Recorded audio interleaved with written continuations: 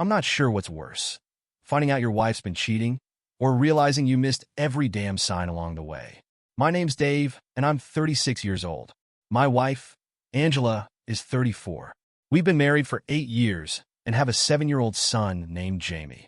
If you asked me a month ago, I'd have said my life was normal, good even, but I didn't know my so-called normal life was about to turn into a bad episode of Maury. Angela and I had a good thing going. At least, that's what I thought. Sure, we'd had our arguments, who doesn't? Money stuff, her spending too much time on her phone, me forgetting to take out the trash. It was all pretty standard marriage crap. Nothing that made me think she'd go and blow up our entire family. But looking back, maybe I should have paid more attention to the way she always had that damn phone glued to her hand. It started subtle like everything does. Angela would laugh at her phone when we were watching TV together. She'd smile at it during dinner, claiming it was just Becky from work. Becky, who apparently had the best memes and gossip. I let it slide. We've all got our little escapes, right? But it wasn't just memes. Late at night, she'd sneak out of bed, saying she couldn't sleep, and I'd find her sitting in the living room, whispering in her phone like she was auditioning for a spy movie. If I asked, she'd snap back with, "Can't I just talk to a friend without you breathing down my neck?" I didn't want to be the jealous, insecure husband, so I let it go. Here's the thing, though, guys like me, we're dumb. We trust too much. Angela knew that. She played me like a cheap fiddle from a garage sale. The day everything changed started like any other. I'd worked a late shift the night before at the warehouse, so I got to sleep in a little. Angela had already left for work, and Jamie was at school. It was one of those rare, peaceful mornings where the house was quiet, and I could actually drink my coffee while it was hot. I decided, spur of the moment, to take the afternoon off and surprise Jamie. He'd been begging to go to the amusement park for weeks, but between my work schedule and Angela's busy weekends, it just hadn't happened. I figured, screw it. I'd pick him up from school early and take him. Maybe we'd even stop for ice cream on the way back. It was the kind of dad thing I didn't do often enough, and I was excited to see the look on his face when I showed up. When I got to the school, I parked a little way down the street just in case he saw me, and the surprise got ruined. I leaned back in my seat, scrolling through my phone, waiting for the final bell. And that's when I saw them. Jamie, walking out of the school building, holding hands with some guy I didn't recognize. They were laughing like they just shared some inside joke. The guy bent down, ruffled Jamie's hair, and said something I couldn't hear. Then Jamie did something that made my stomach drop. He hugged the guy. "Have a good day, Dad. Thanks for coming." Jamie's voice carried across the parking lot, clear as day. "Dad." I froze. My brain couldn't even process what I was seeing. Who the hell was this guy? Jamie only had one dad, and it sure as hell was me. But there he was hugging this stranger like they were best buddies. Like he'd done it 100 times before. The guy smiled, waved, and walked off toward a different parking lot. Jamie ran to the school bus like nothing out of the ordinary had happened. But for me, everything had just turned upside down. I sat there, gripping the steering wheel so hard my knuckles went white. My heart was pounding, my head spinning with questions I couldn't answer. Was this some misunderstanding? A joke? Did Jamie think it was funny to call some random dude dad? Or was it something worse? I didn't follow the guy. I wanted to, but my legs felt like cement. Instead, I stayed there, watching Jamie climb onto the bus, completely unaware that he'd just dropped a nuclear bomb on my life. When I finally got home, Angela's car was already in the driveway. She was in the kitchen, humming to herself as she made dinner. She looked so normal, so casual, like she hadn't just turned my world inside out. "Hey, babe," she said, flashing me a smile. "How was your day?" "How was my day?" "Are you serious right now?" I wanted to yell, to demand answers, but the words wouldn't come. Instead, I just stood there, staring at her, trying to figure out if the woman I married was even real. "Oh, by the way," she added, her voice light, "Jamie's got a class project due next week. Don't forget to help him with it, okay?" I nodded mute. What else could I do? I wasn't ready to confront her. Not yet. I needed answers first. And I was going to get them, no matter what it took. I didn't sleep that night. How could I? Every time I closed my eyes, I saw Jamie hugging that stranger. Every time I tried to push the thought away, I heard his voice echoing in my head. "Have a good day, Dad." I stayed up, pacing the living room, staring at the ceiling, and nursing a beer that got warm hours ago. Angela had gone to bed early, like she always did. She looked so peaceful lying there, like someone who didn't have a care in the world. Meanwhile, my mind was on fire. Who was that guy? Was he some random dude? Or was he connected to Angela? And most importantly, did Jamie actually think he was his dad? The next morning, Angela was in a good mood. Too good. She flitted around the kitchen, making coffee and humming to herself. I couldn't stand to look at her. "You okay, Dave?" she asked, tilting her head like she actually gave a damn. "Yeah," I muttered, forcing a smile. "Just didn't sleep well." She nodded and went back to scrolling on her phone. Typical. I needed answers, but I wasn't about to ask her outright. Not yet. If she was lying to me, and let's be real, she probably was, I needed proof. So, I decided to do what any suspicious husband with a shred of self-respect would do. I went full-blown detective. Angela's phone was my first target. That thing never left her side. She even took it into the bathroom with her, which was both suspicious and gross. But she'd gotten sloppy. While she showered that morning, she left it charging on the kitchen counter. My heart raced as I picked it up, praying she didn't have one of those stupid Face ID locks. Nope, just a 4-digit passcode. Thank God. The first guess was easy. Jamie's birthday. Bingo. I opened her messages and started scrolling, half expecting to find a string of texts with some guy named Ryan or Chris. Instead, there were dozens of texts from a contact saved as B. B? Seriously? That's the best you could come up with? Most of the messages were innocent enough at first glance. "Can't wait to see you. You're amazing. Thanks for yesterday." But they didn't sound like Becky from work. And when I opened the photo attachments, my suspicions were confirmed. Angela had sent this guy pictures of herself. Selfies of her in bed, smiling with her hair all messy, and one where she was wearing the dress she told me was just for date nights. The messages made my stomach churn. "Last night was amazing." One read. "Jamie's so lucky to have you," said another. Jamie. I felt like I was going to throw up. This wasn't just some fling.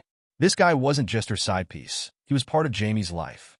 I put the phone back before Angela got out of the shower, my hands shaking like I'd just run a marathon. I needed to know more, but I couldn't do it alone. That night, I called my best friend Mike. Mike and I had been tight since high school. He was the kind of guy who'd bail you out of jail without asking questions, then lecture you on why you were an idiot the whole way home.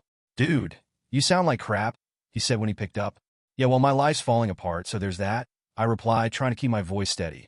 Mike didn't laugh like I hoped he would. "What's going on?" I told him everything. About Jamie, the guy at the school, the texts, the pictures, everything. By the time I was done, he was quiet. Too quiet.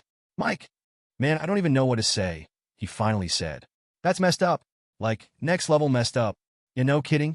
So, what's your plan? You gonna confront her?" "I don't know," I admitted. "I don't have enough proof. If I go in half-cocked, she'll just lie her way out of it." Mike sighed. "All right, listen. You need to find out who this guy is. If he's hanging around Jamie, that's a big deal.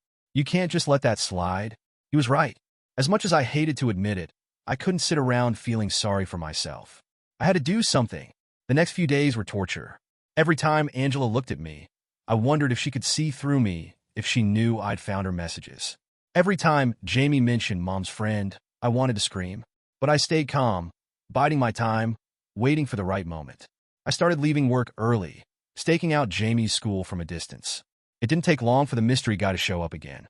He was tall, probably around my age, with short brown hair and a smug look on his face that made me want to punch him. He walked Jamie to the bus every morning, just like he'd done the first day I saw him. And every morning, Jamie hugged him and called him Dad. I couldn't take it anymore. I had to know who this guy was.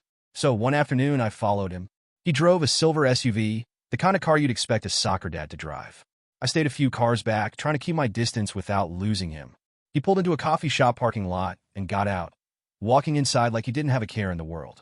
I parked and waited, my hands gripping the steering wheel so tight they started to cramp. A part of me wanted to march in there and confront him, but I didn't. Not yet. I needed more. When he came back out, he wasn't alone. Angela was with him. They hugged in the parking lot, holding each other like they were in some cheesy romance movie. She smiled at him the way she used to smile at me, and my heart shattered into a million pieces. That night, I couldn't even look at her. She sat next to me on the couch, scrolling through her phone like nothing had happened. Like she wasn't blowing up our entire family behind my back. "Everything okay?" she asked, noticing my silence. "Yeah," I said through gritted teeth. But everything wasn't okay. And soon, she was going to find out just how not okay it was. By the time the weekend rolled around, I was a wreck. Sleep-deprived, pissed off, and swimming in a sea of questions I couldn't answer. Angela acted like everything was fine. She smiled at me over breakfast, kissed me on the cheek, and even asked if I wanted to watch a movie Saturday night. What kind of sociopath can cheat on their husband and still look this normal? But me? I wasn't playing along anymore. I was done being the clueless husband. If Angela wanted to sneak around, I was going to catch her red-handed, no matter what it took. Saturday night. She said she was going out with her friends. Becky and the girls, she called it. Don't wait up, she added with a playful wink. That wink was a knife to my gut. I watched her leave, her heels clicking against the driveway as she got into her car. I waited 5 minutes, then grabbed my keys and followed her. She drove across town to a little Italian restaurant, the fancy kind with candlelit tables and overpriced wine. Definitely not the kind of place you go for a girl's night. I parked a few spots away and watched as she got out of the car. Then, just as I expected, he showed up, Mr. Mystery Guy. They didn't even try to hide it. He walked right up to her, kissed her on the lips, and held her hand as they went inside. It was like I didn't even exist. Like our 8 years of marriage, our son, our life together. None of it mattered. I followed them into the restaurant, keeping my distance. The hostess asked if I needed a table, and I muttered something about waiting for someone before slipping into a booth near the back. From there, I had a clear view of their table. Angela was laughing, tossing her hair like she was 20 again. He leaned in close, whispering something that made her giggle like a schoolgirl. I couldn't hear what they were saying, but their body language said it all. The guy reached across the table, took her hand in his, and gave it a little squeeze. I wanted to march over there and rip him apart, but I held back. Not here. Not yet. Instead, I pulled out my phone and started recording. If Angela wanted to deny this later, she wouldn't stand a chance. When they finally left the restaurant, I followed them again. They drove to a nearby motel, a cheap, run-down place with flickering neon lights. My heart was pounding so hard I thought it might explode. I parked across the street and waited, my hands shaking as I gripped the steering wheel. They disappeared into one of the rooms, and that was it. No more doubt. No more, maybe it's just a misunderstanding. Angela was cheating on me, plain and simple. I sat there for what felt like hours, staring at the motel door, my mind racing. Part of me wanted to kick the door down and drag her out by her hair. Another part wanted to drive home and pretend I'd never seen any of it.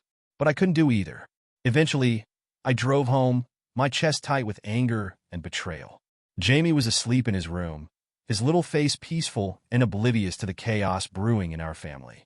I sat in the dark living room, staring at the wall, trying to figure out what the hell I was supposed to do. The next morning, Angela acted like nothing had happened. She made pancakes, joked with Jamie, and even asked if I wanted to take him to the park later.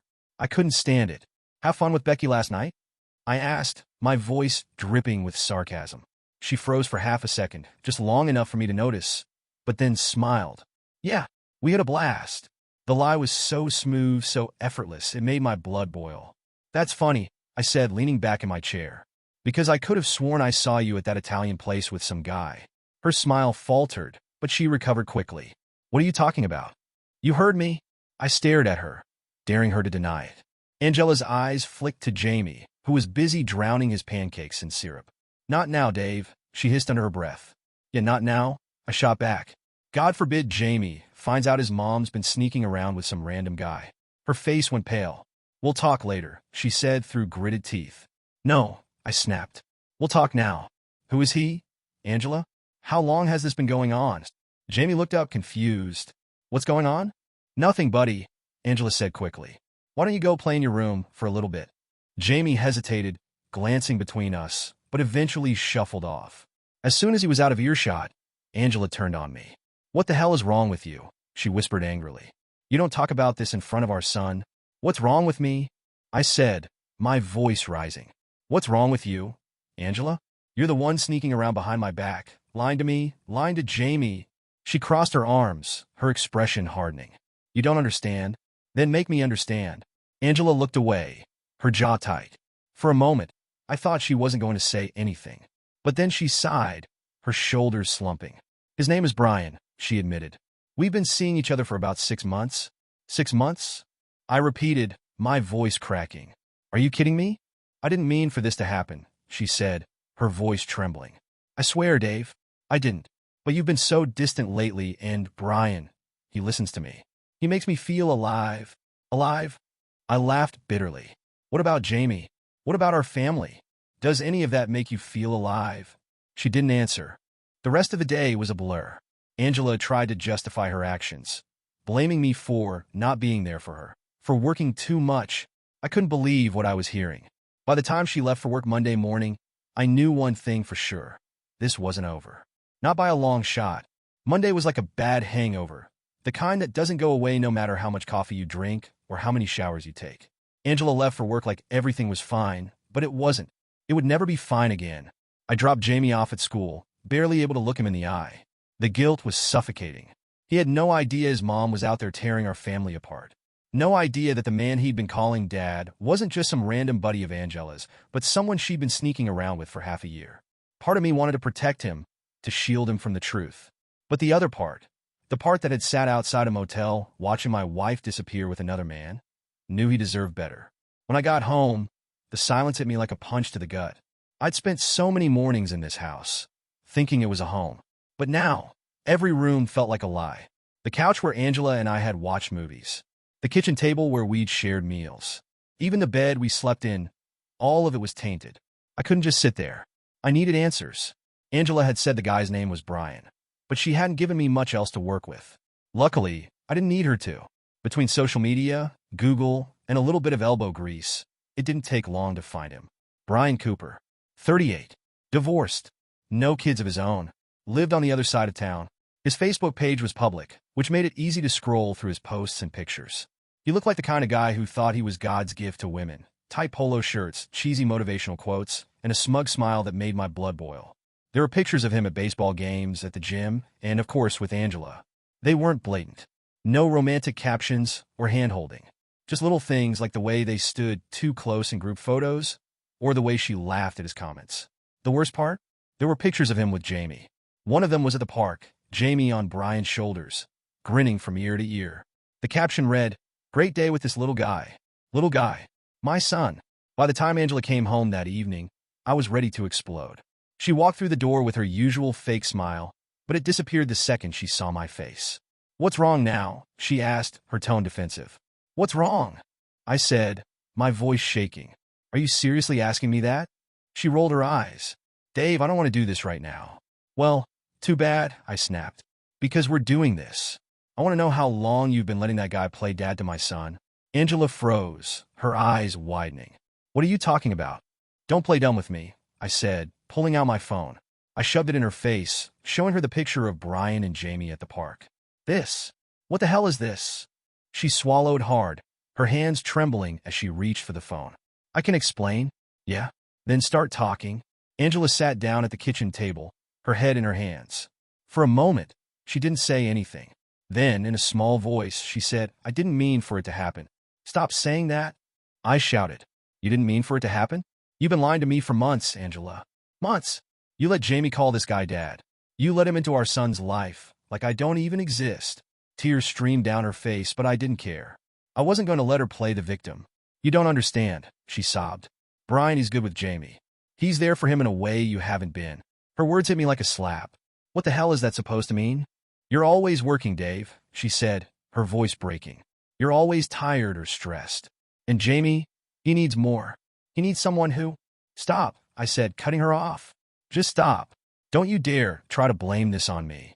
She looked up at me, her eyes red and puffy. "I'm sorry, Dave. I know I messed up. You didn't just mess up," I said coldly. "You destroyed our family. You betrayed me, Angela. You betrayed Jamie." That night, I slept on the couch. Or tried to anyway. Every time I closed my eyes, I saw Angela with Brian. I heard Jamie calling him dad. I felt the weight of everything I'd lost pressing down on me like a ton of bricks. When I woke up the next morning, my decision was made. Angela was sitting at the kitchen table, drinking her coffee and staring at her phone like she always did. She didn't even look up when I walked in. "We're done," I said, my voice steady. Her head snapped up, her eyes wide. "What?" I said, "We're done," I repeated. "I'm not doing this anymore, Angela. I'm not staying in a marriage with someone who doesn't respect me, someone who doesn't love me." "Dave, wait," she said, standing up. "We can fix this. I'll stop seeing Brian. I'll do whatever it takes." "It's too late," I said, shaking my head. "You made your choice. Now I'm making mine." I spent the next few days getting my affairs in order. I talked to a lawyer, filed for divorce, and started looking for a new place to live. It wasn't easy. Every step felt like ripping off another piece of my heart. But I knew it was the right thing to do. As for Jamie, I didn't tell him everything. He was just a kid. He didn't need to know the details. All I told him was that Mom and Dad weren't going to live together anymore, but we both still loved him very much. He cried, of course, and seeing those tears broke me in a way I can't even put into words. But I held him close and promised him that everything would be okay, even if I wasn't sure I believed it myself. Angela begged me to reconsider, but I couldn't. The trust was gone. The love was gone. And no amount of apologies or promises could bring it back. If filing for divorce felt like ripping my heart out, the aftermath was like running it through a paper shredder. Divorce wasn't just splitting up. It was unraveling every thread of the life we'd built together and deciding who got to keep which pieces. Angela tried to put on a brave face. At first, she acted like she was fine with the divorce, like she could accept it and move on. But as soon as the paperwork started piling up, the gloves came off. "Why are you trying to punish me?" she asked one night, her voice sharp and bitter. We were sitting at the kitchen table, going over custody arrangements. "Well, trying to. This isn't about punishment," I said, keeping my tone calm. "It's about what's best for Jamie. And what's best for Jamie is having his parents together," she shot back. "He needs stability, Dave. He needs us. He needs the truth," I said. "And the truth is, you're the one who blew this family apart." Her face turned red, but she didn't respond. The custody battle was brutal. Angela wanted full custody, claiming she was the primary caregiver. She painted herself as the perfect mother, conveniently leaving out the part where she let Jamie call another man dad while sneaking around behind my back. But I wasn't about to roll over and let her take my son from me. I might have been blindsided by the affair, but I wasn't about to lose Jamie. My lawyer, Susan, was a no-nonsense woman in her 50s who didn't pull punches. She told me right away that custody battles were messy, expensive, and emotionally draining. "Are you sure you want to do this?" she asked. "Absolutely," I said without hesitation. Angela tried everything to discredit me. She told the court I was emotionally unavailable, that I worked too much, that I didn't understand Jamie's needs. "She's pulling at straws," Susan assured me. "The court looks at facts, not feelings." Still, it was hard to hear. Every insult felt like a stab to the chest, and by the end of each court hearing, I was drained. But I didn't back down. I collected every piece of evidence I could. The texts between Angela and Brian, the pictures of him with Jamie, even the videos I'd taken of their dinner dates. It wasn't just about proving she'd cheated. It was about showing that her decisions had affected Jamie. One night, Jamie asked me a question that stopped me cold. "Dad, why don't you love Mom anymore?" I was tucking him into bed, and his big brown eyes were filled with confusion. He looked so small, so innocent, and it killed me to know that this wasn't something I could fix with a bedtime story or a hug. "I do love Mom," I said carefully. "But sometimes grown-ups have problems that they can't fix. It doesn't mean we don't love you, though.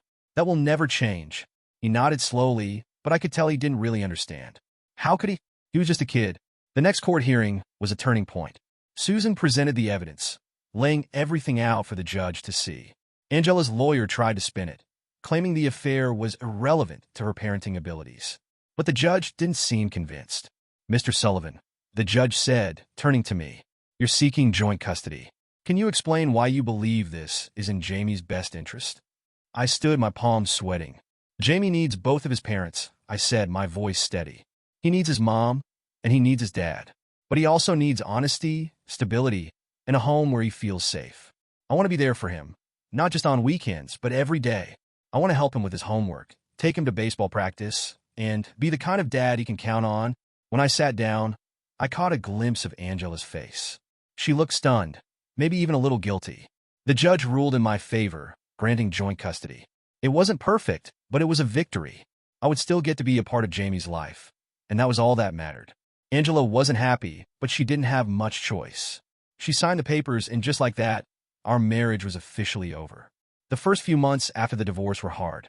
Jamie struggled with the transition, bouncing between two homes and trying to make sense of it all. I did my best to make things easier for him, keeping his routine consistent, showing up to every school event, and making sure he knew he was loved. Angela and I kept our interactions brief and civil for Jamie's sake. But every time I saw her, I felt a mix of anger and sadness. She'd been my wife, my partner, the mother of my child. And now, she was just someone I used to know. As for Brian, he didn't stick around. About a month after the divorce was finalized, Jamie came home from Angela's house and mentioned that Mom's friend wasn't coming over anymore. I didn't ask questions. I didn't want to know. All I cared about was being the best dad I could be for Jamie. One night, as I was tucking Jamie into bed, he hugged me tight and said, "You're the best dad ever." In that moment, all the pain, all the heartache, all the anger, it was worth it. Because no matter what Angela had done, no matter how much she'd hurt me, she couldn't take that away. The first year after the divorce was like learning to walk again. Everything I thought I knew about myself, about life, about what it meant to be a family, had been shattered. But one thing was clear. I couldn't let Angela's betrayal define me. I had to rebuild, for Jamie's sake and my own. Morning started to feel different. I didn't wake up to Angela's fake smiles or her endless scrolling on her phone. Instead, it was just me and Jamie. He'd pad into the kitchen in his pajamas, hair sticking up in all directions, and we'd make breakfast together. "Dad, can I crack the eggs?" he'd ask every time. "Sure, buddy," I'd reply, even though half the eggshells ended up in the bowl.